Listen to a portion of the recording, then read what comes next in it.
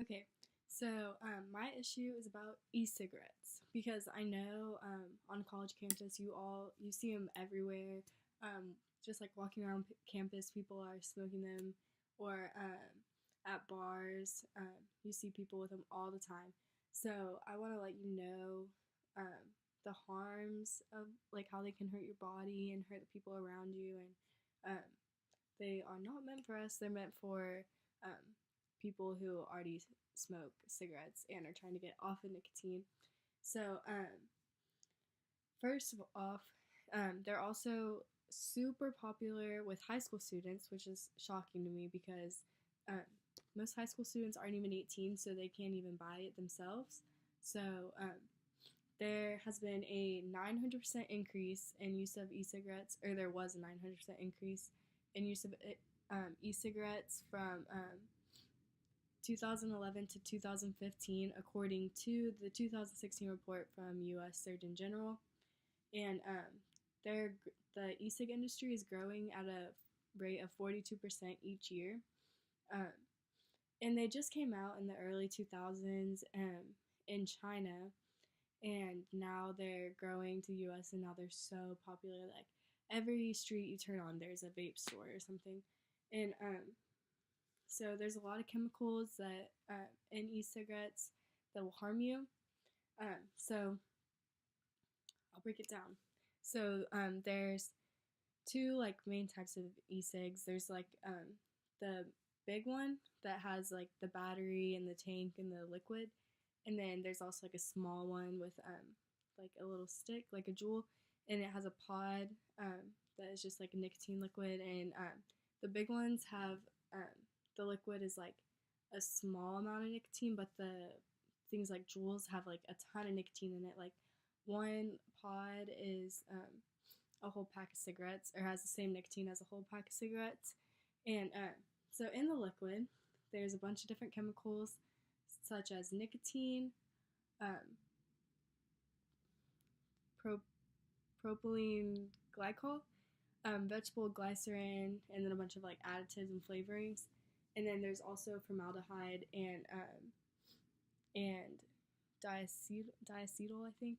I don't know how to say that, but the diacetyl, like that can cause popcorn lungs, so or popcorn lung, and there's also other chemicals that can cause like heart disease, but the nicotine or the liquid has a lot of effects. Like it can really hurt your body. We don't know the long-term effects because they haven't been out for too long, so obviously we don't know what they're going to do to our body in 40 years because um, they haven't been out that long. But we know what those chemicals can do to your body, so like those chemicals are in the liquid, so like they most likely will cause those effects.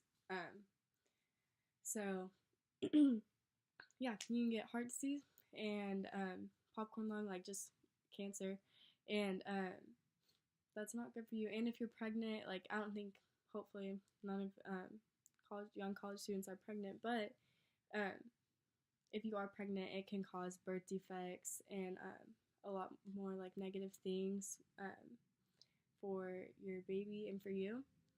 Um, and it's not just about like your own health. Like, of course, um, like whenever you put something in your body that's not supposed to be there, it'll have negative effects. But you don't think about what it could do to the people around you. Because these like e-cigs, like if something happens to you, that's gonna hurt your friends and family. Uh, it's not like you have to think about others whenever you're making a bad choice for your own body. And also, e-cigs can blow up. It's not super likely, but the big e-cigs with the big battery, um, they'll blow up. And like it's the same battery like in your computer, but like in your computer, it's like on your lap or on your desk or something. It's not directly like in your mouth, like on your face. So there was a guy in Florida in let's see, in 2000, or no, it was earlier this year in May. There's a guy in Florida who died from hitting an e-cig because it blew up in his face. And then there was, but like, so like that's how it affects you. But also there was in 2014 there's a girl at Universal Studios in Orlando, and someone had an e-cig next to them in their pocket, and it blew up, and of course it hurt themselves, right? Like they got burns, but there was a 14-year-old girl standing in line next to them, and she got burned. So you have to, whenever you bring these e-cigs into a place with other people, you have to think about what it'll do to them and what it'll do to you.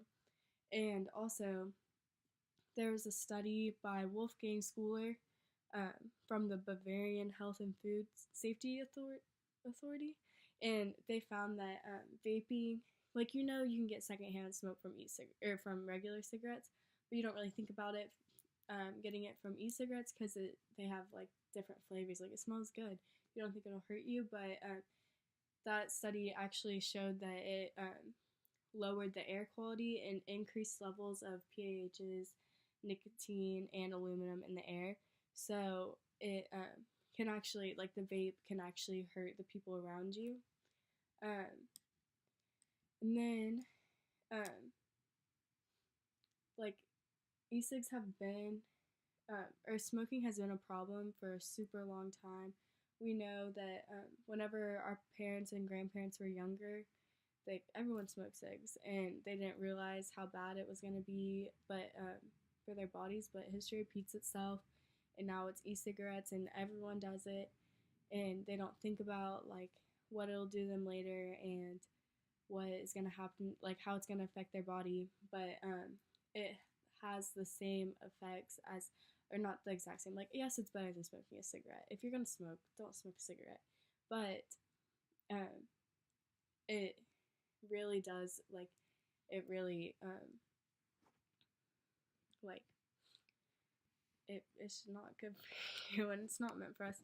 And one thing I would like to point out about marketing e-cigarettes is like it's marketed towards young people, which isn't fair because we don't, it's like e-cigarettes weren't invented for us, but it's marketed towards us. Like if you walk into a vape store, there'll be like a back to school sale, and like obviously that's targeted at students, not at the older generation who have smoked cigarettes. So I think it should be marketed differently. And something I'm really like feel strongly about is that there should only be a tobacco flavored nicotine liquid instead of like mint and fruity flavors, because I don't think that, like me personally, I would never smoke something that's tobacco flavored because I hate that taste and that smell. Like I would never want to do that. And but like something fruity or mint, like I might like try that because that tastes good. So if it was truly meant for the non or for smokers, then I think they should only have a tobacco flavor because that's how they will transition from smoking cigarettes to smoking e-cigarettes. And the marketing has been a problem for a long time. Like back in the in like I think it was 1963. I'm pretty sure it was. Joe Camel for Camel cigarettes came out, and it was like this cartoon camel, and everyone knew who he was. Even like little kids, they knew like Joe Camel was for Camel cigarettes, the same as they knew like Mickey Mouse was like to Disney. So everyone knew who he was, and he like there was a big trial on that because they thought that the Camel cigarettes were trying to target little kids and get them wanting to smoke cigarettes because they were advertising it with Joe Camel, or advertising cigarettes like using Joe Camel. So like, oh, like this cute little cartoon animal smokes cigarettes, so I want to smoke cigarettes too. So marketing has always been a huge problem, but I just really want everyone to know how much e-cigarettes can affect you, your own health, and the people around you's health. Like smoke in the air, like it really does affect everyone. And if something did happen to you, like that would really hurt your family and hurt your friends, and like everyone like needs to like make the decision on how they want to live their lives and stop using e-cigs. And